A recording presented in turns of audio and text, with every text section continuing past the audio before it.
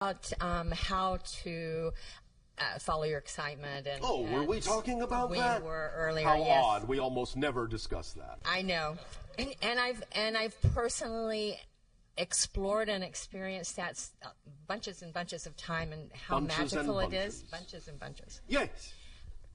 And then there are these other times where I've got things going on that confuse me. So I want to. That confuse you. That confuse me. Okay. Yes. And I want to give it to you before you start, and let me finish giving it to you before you start poking holes in it, okay? Poke, poke, poke. Pokey, pokey. Thank you. Okay. I have a business that I run. I've got a project that I absolutely adore, and it's like a lot of my excitement is directed towards that. However, I am not at a point where I can jump off the cliff and say, I can let go of my business and everything will be hunky-dory. I don't have that belief. So financially, I feel the need to keep going on my business. In my business, I have commitments. I have agreements that I've made with clients that I exchange, and this requires certain efforts on my part and time considerations.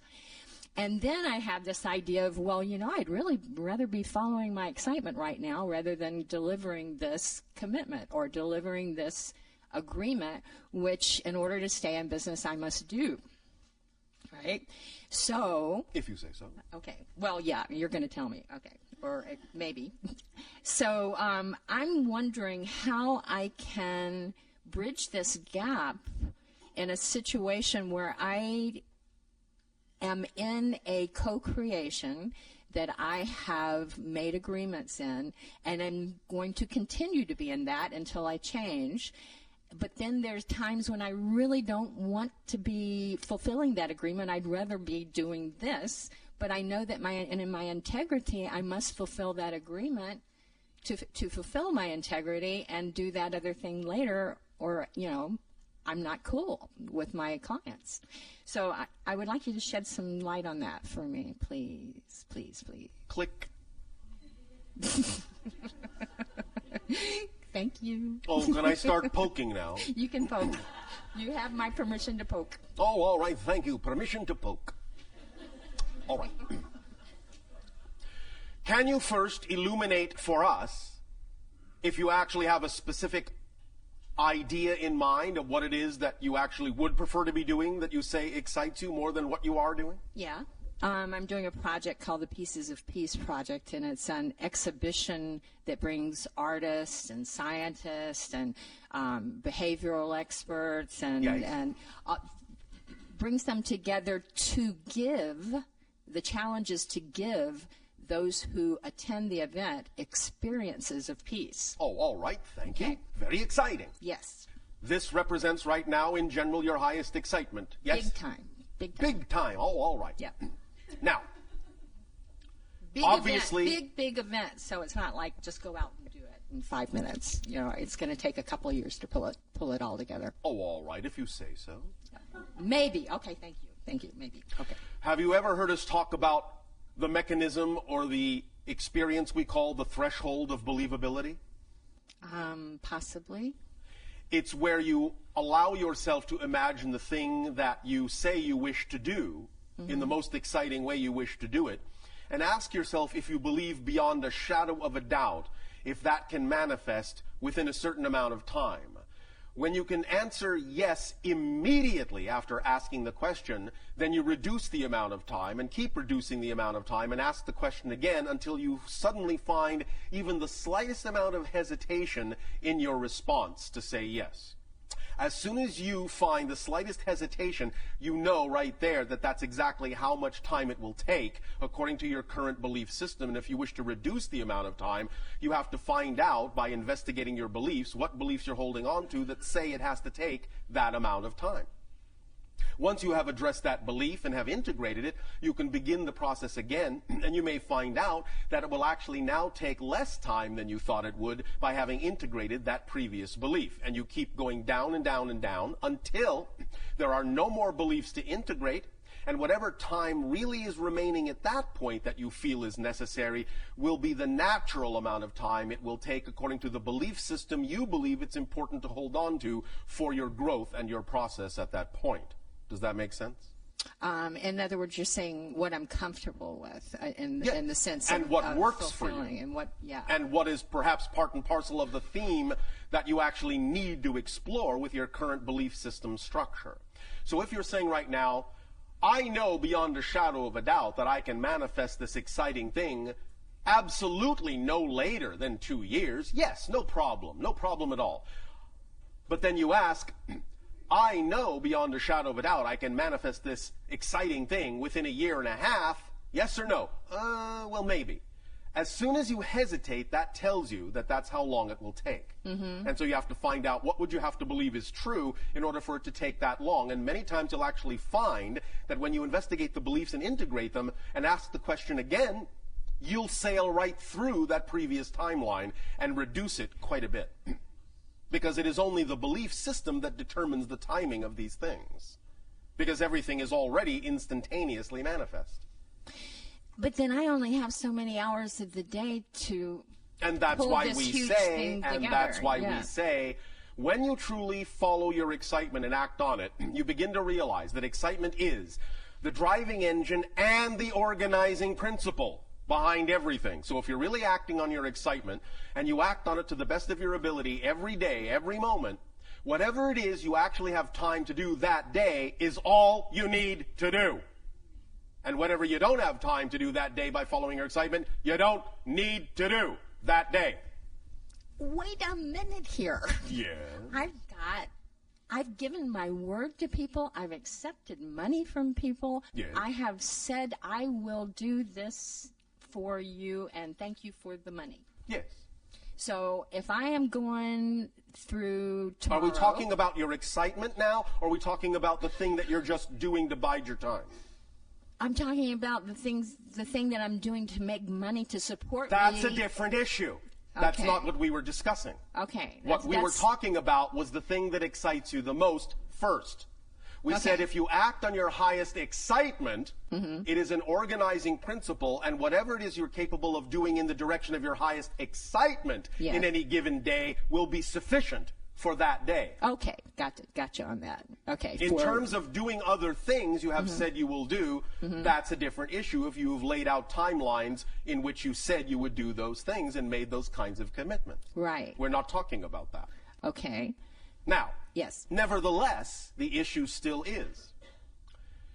If you believe that what it is you are doing, as you say, to support yourself, is what you believe you need to do, because right now you do not believe that the things that excite you can support you, then that's all well and good.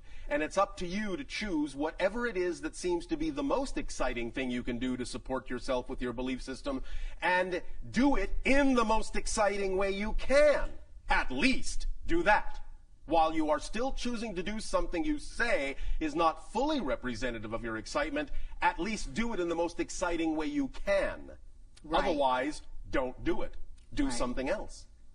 Yeah, see, I was trying to Yes. take what you were saying in the earlier part, Yes. right? Yes. And then apply it to that situation, and Yes. it doesn't really work in that situation of my income producing Well, thing. it does when you apply it appropriately.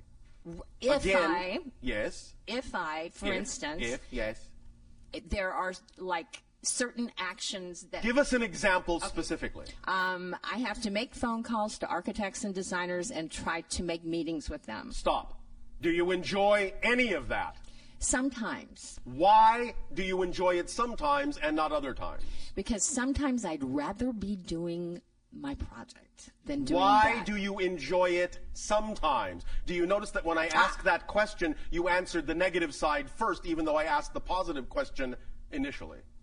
I'm noticing that now. Thank you. Okay. Why do you enjoy it sometimes?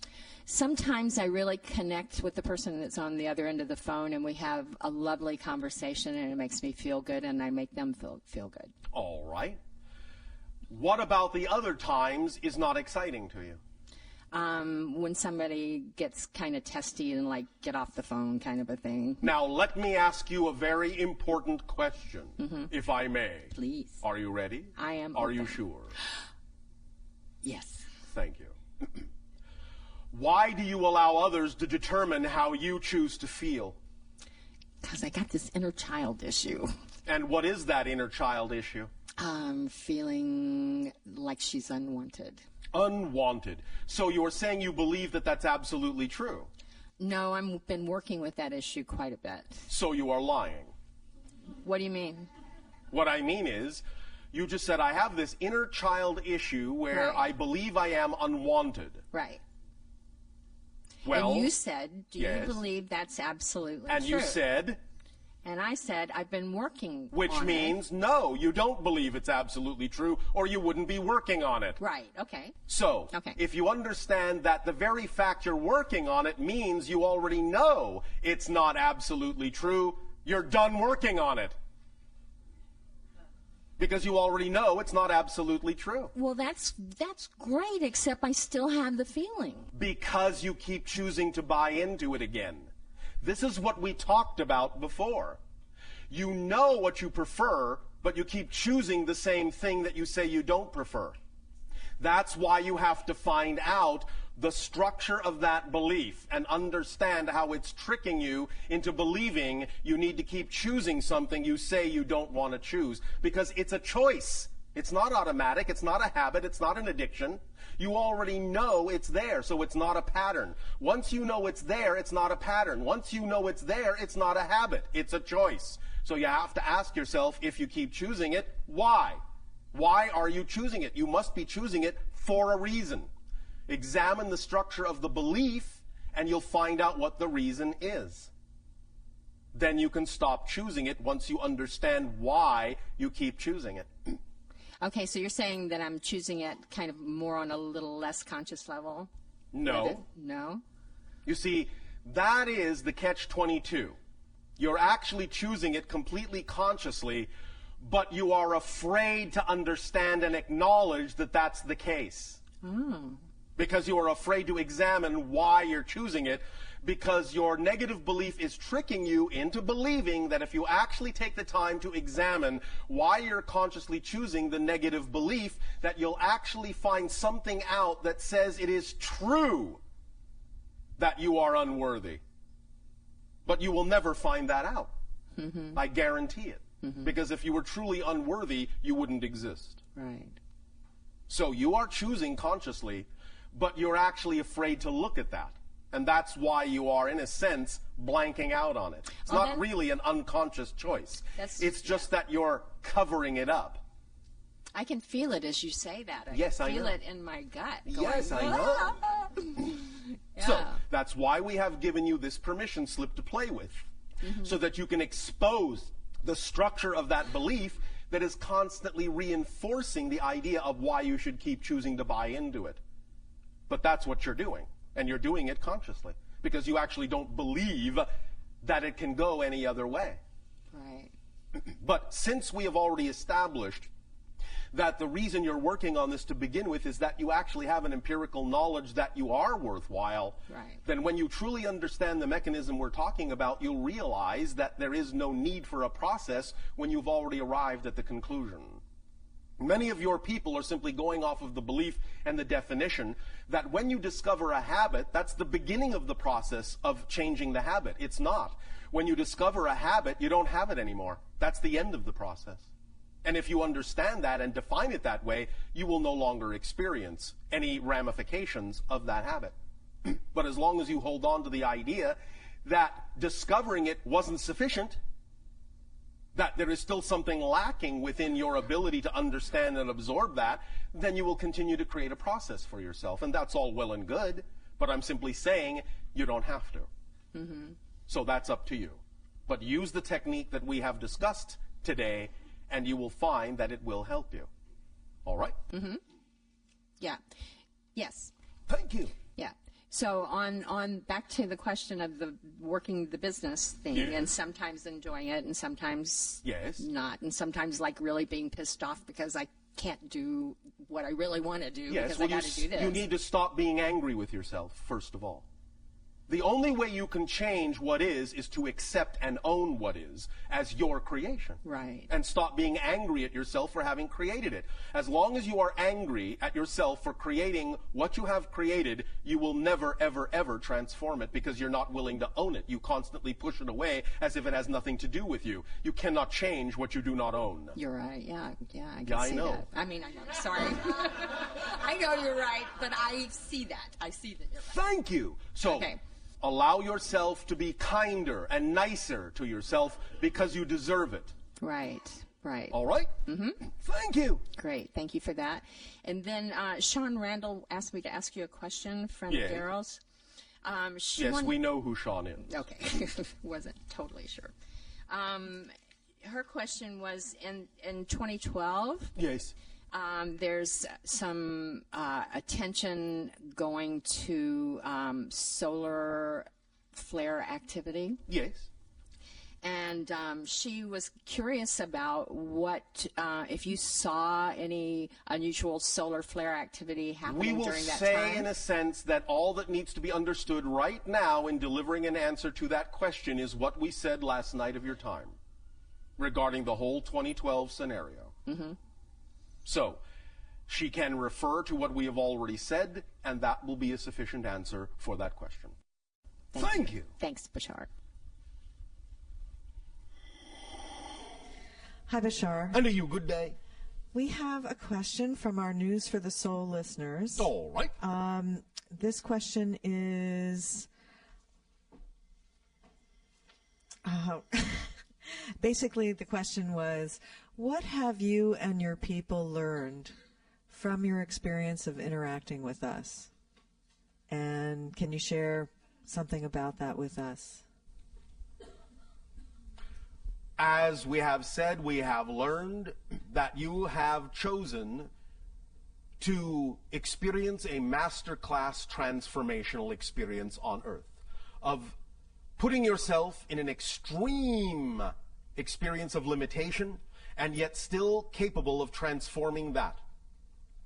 By doing that, you have demonstrated to us, in that sense, and to many other civilizations, that no matter what the degree of limitation that may be experienced in any incarnational life, it is always possible to transform it from the negative to the positive, no matter what. That is one thing that we have learned from you. Another thing that we have learned from you, as we have often said, are puns. Because our ancient language does not support puns. We enjoy the idea that your language does, and so we play around with that. And you're very good at playing with it, too. We always enjoy your puns. So how are you changed, you and your people? How are you changed within yourselves from experiencing us? It expands our understanding of all that is and all the ways it experiences and expresses itself. And any time we expand our understanding of all that is, we expand our understanding of ourselves because we are supported by the whole. Very nice. Well, we certainly have enjoyed the interactions. And so have we. And many others. Thanks. Hello, Bashar. And you, good day. Thank you. In listening to your description of holographic images, yes. I would very much appreciate a feedback or any sort of giving of information that you could lend to me in helping me to, at this point in my life, determine the pivotal nature of where I am taking my set of gifts and talents, which I have been developing. Which are what? I feel very closely connected with children, Yes. with music, All right. with dance. All right. These things are representative of your passions? Yes, indeed. And thus then automatically, by definition, obviously, representative of your true nature? Yes. So then, where in your imagination do you wish to take them? How in your imagination do you wish to express them? How in your imagination do you see yourself expressing these things? I see myself allowing those who I contact to become more and more of themselves and to become more and more transformed. All right. So what do you see yourself doing that would allow them the opportunity to choose to allow themselves to become more and more of themselves? What do you actually describe and define as the behavior, the actual actions you see yourself doing in your imagination that would allow others to be able to do this? I see myself throwing up my hands with children, dancing freely, expressing joy, and anything else? I see video documentation. All right. Are these things you have begun to actually do? In certain senses. Are there ways in which you would like to do them more passionately, more fully, more creatively? Absolutely. Will you do them? Is there anything stopping you from doing them? I don't think there is anything stopping me. I would just, I think it's a matter of development. A matter of development. Which means what? Which means that little by little, I think. How little? By how little? I think that's up to me, I guess. Yes! It can be this little, it can be this little, it can be this little, it can be this little, it can be this little, it can be this little. Or it can be this big. It's up to you, completely up to you, based on your ability to believe what you are ready to process, what you are ready to see, what you are ready to learn, what you're ready to know about yourself. Which brings us to another aspect of knowing, because when you come from a state of knowing and you look at all the situations in your life from a state of knowing, you're going to know a lot more about yourself as well. Being willing to let it be all right to know a lot more about yourself and see the illusions you have been creating for yourself is part and parcel of your ability to use knowingness effectively.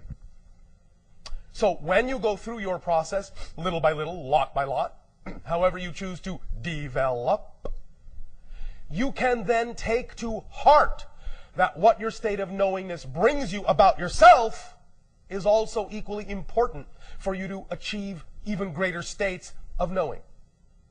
You follow? I do. But don't hesitate. Do what you see in your imagination as best as your belief system will allow. Because that's the only way you're going to be that person, is by copying her.